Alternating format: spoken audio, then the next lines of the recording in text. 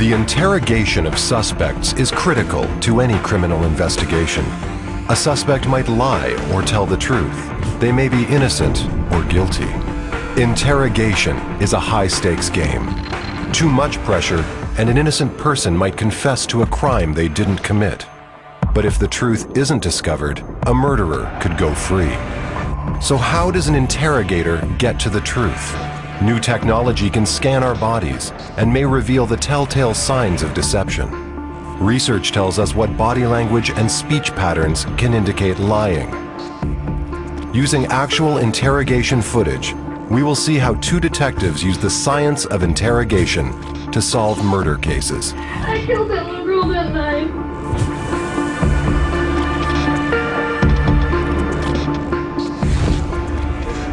When a crime is committed, the police bring suspects in for questioning. A suspect is only interrogated if the police believe they're involved.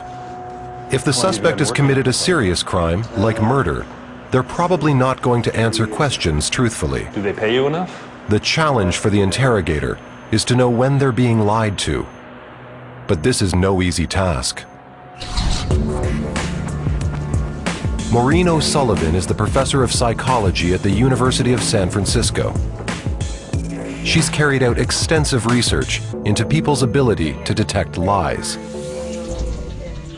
There was a recent study of lie detection, and average accuracy is about 54%, where chance is 50%. So most people are not good at telling when others are lying. The study included law enforcement officers, but many of them are no better at detecting lies than the rest of us. Stän Uwalters is an expert on interrogation. He's published books on how to detect deception and runs courses for law enforcement officers on how to improve their interrogation skills. So you're acting. What happened? Not all law enforcement officers receive this additional training. You also got to remember you're dealing with a psychopath. McNair's good. Walter's years of experience interrogating suspects in criminal cases have convinced him that we can become better lie detectors. It is possible to become a better lie detector, to do a better job at spotting people who are trying to deceive you. Stress will have an unseen emotional change that will trigger a change in behavior. He believes the key to spotting lies is understanding how stressful lying is. Lying puts a great deal of stress on the person who proposes to lie. A lot of emotional stress, cognitive stress, that's betrayed in the verbal and nonverbal behavior. The stress of lying can change a person's normal body language. Uwalters calls these changes deception cues. The cues that appear to be those that have the highest link with deception are those movements around the face that are called negation, covering the eyes, nose, mouth, ears, or too long shaking your head, protesting too much, or aversion of the body turning and moving away from the interviewer. The stress of lying can also affect a person's speech. You think I don't know that I would be on camera if I went there? Those verbal cues that are signs of deception include such things as something called cognitive dissonance, where there's extreme stress in the mind and the message becomes lost in the transmission. Yeah, he was with a few people. The other cues are those in a large category called denial. Convenient memory lapses, overselling the statement, trust me, believe me, honestly, qualifying statements, indirect answers. Look, I don't know. I go there every night after work. These are cues that the subject's attempting to mislead the interrogator. So he was working full These time. changes in body language and speech are not the only deception cues to look out for. One of the greatest challenges facing the liar is concealing their true emotions. Darwin believed, and we believe also, that there are a few basic emotions that are hardwired, and that if you are emotionally aroused, this whole package just fires. And most people are not fast enough or good enough to track it. And you're going to get micro expressions where the person is attempting to control their emotion, but they're not able to. So it flashes on the face in a 15th of a second or a 30th of a second. During the O.J. Simpson trial, one witness exhibits a micro-expression. We're going to watch a video clip of Cato Kalin. He was a house guest of O.J. Simpson. Cato Kalin is being questioned about whether or not he has a book contract. That you have a book proposal out. As Marcia Clark talks with him about the book deal, he denies it, You don't have a book proposal. but he is having to control himself. You can see the clenching of his jaws. He denies it again. But as she gives more and more details about the book deal, he realizes that the cat's out of the bag. You don't have any book proposals out. No. Don't want to do book. What's of interest is very early on in the interview, a very flick on his nose Yes. of anger, disgust. Yes.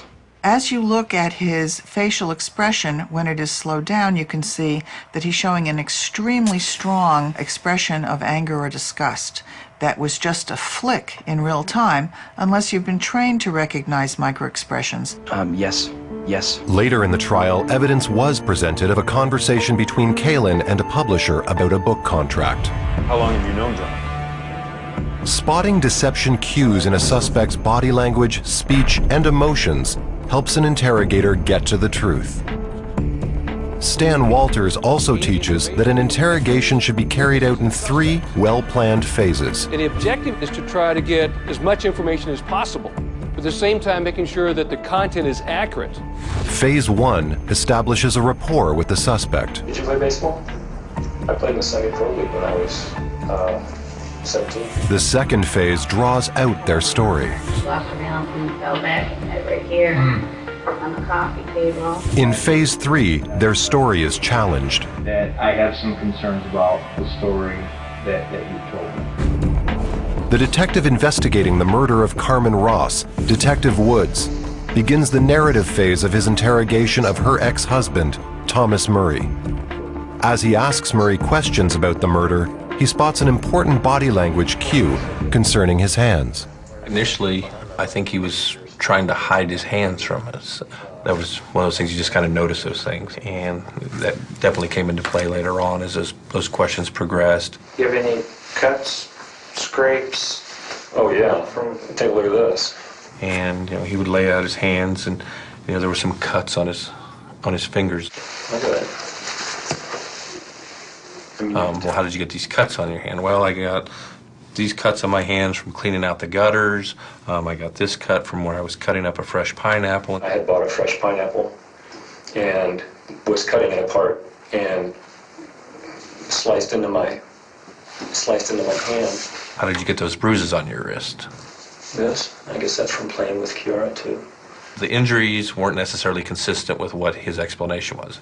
Instead of pressing Murray about these injuries, Detective Woods leaves the room and watches him through a 2-way mirror. Mr. Murray is looking at his wrists, he's looking at his hands, and he tries to start reenacting how these bruises may have happened.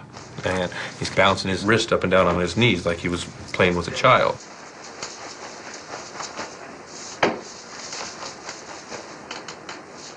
This is the perfect time for the interrogator to watch the suspect in unguarded moments. Many times you'll see them working through in their mind how they're carrying out an act, sometimes either mouthing their statements or verbally rehearsing the statements. There's been moments where they've apologized under their breath, or in this case, Thomas Murray literally acting out an explanation for injuries. I'm still, now you've got me really wondering about these, and the only thing I can think of, and this is going to seem kind of lame, but I know yesterday I was playing with Kiara like this, among other things, and she had me do it for a long time, and maybe that bruised it. Lieutenant Loria obtained Nicole Frederick's confession after a 6-hour interrogation over 2 days. The taped confession was shown at her trial, along with evidence from the family home. Frederick was found guilty of the murder of her stepdaughter, Anne-Marie Shawley, and sentenced to life imprisonment. Lieutenant Loria and Detective Woods achieved their results in the interrogation room without resorting to strongly coercive methods. Most people have the perception that a police interrogation is a highly intense, very emotional, confrontational type of interview. But in fact, the more productive interview is not of that form. A technology which can detect deception 100% of the time, most believe will always elude us. In the absence of such a technology, we continue to depend on highly skilled interrogators who are dedicated to getting to the truth. Somebody comes into the room, they know what the truth is, they've made a decision. No matter what happens, I'm not telling the cops the truth.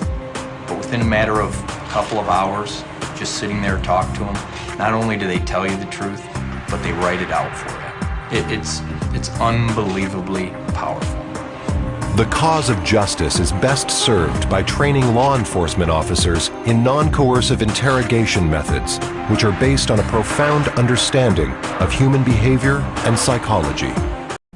Некоторые газеты писали о том, что вы самый богатый человек в Европе. Если это правда, каковы источники вашего богатства? Это правда. Я самый богатый человек не только в Европе, но и в мире. Каковы источники вашего богатства? Or a version of the body turning and moving away from the interviewer. Это правда.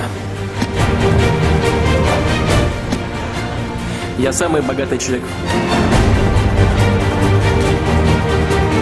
И это самый лучший пример для всех нас. Я самый богатый человек не только в Европе, но и в мире. Я собираю эмоции. What happened with the submarine? Она утонула.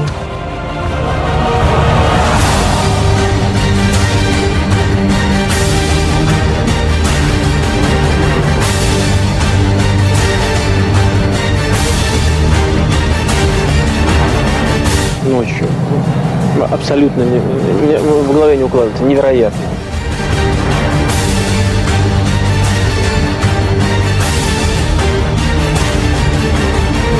Ради детей, ради внуков, ради России, ради нашей Родины. Когда закончится воровство в России? Я собираю эмоции.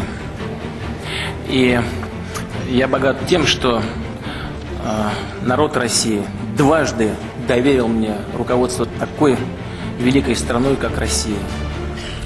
Я считаю, что это самое большое мое богатство. Что касается различных слухов по поводу денежного состояния, я смотрел некоторые бумажки на этот счет. Просто болтовня, которую нечего обсуждать. Просто чушь. Все выговорили из носа.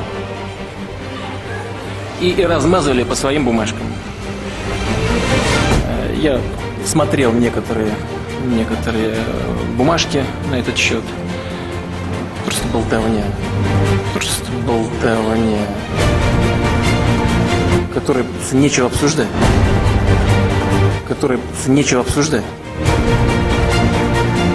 Просто чушь. Просто болтовня. Нечего обсуждать. Просто чушь. Вы сегодня... Опять 100% липа. Это результаты голосования, это не липа, это сегодня в Думе государства есть. Теперь... Просто чушь. Все выговорили из носа. И размазывали по своим бумажкам. Вот так я к этому и отношусь. Чувствую, пора на балкон, видимо. Пожалуйста, дайте кому-нибудь на балконе микрофон. Шансон? Вот, например, шансон. Интересно, ну давайте шансон. Давайте шансон. Вы споете нам что-нибудь? Ребят, микрофон дайте, пожалуйста. Спасибо. У нас такой шансон вообще своеобразный. Там не по поводу мест лишения свободы вы хотите что-то спросить?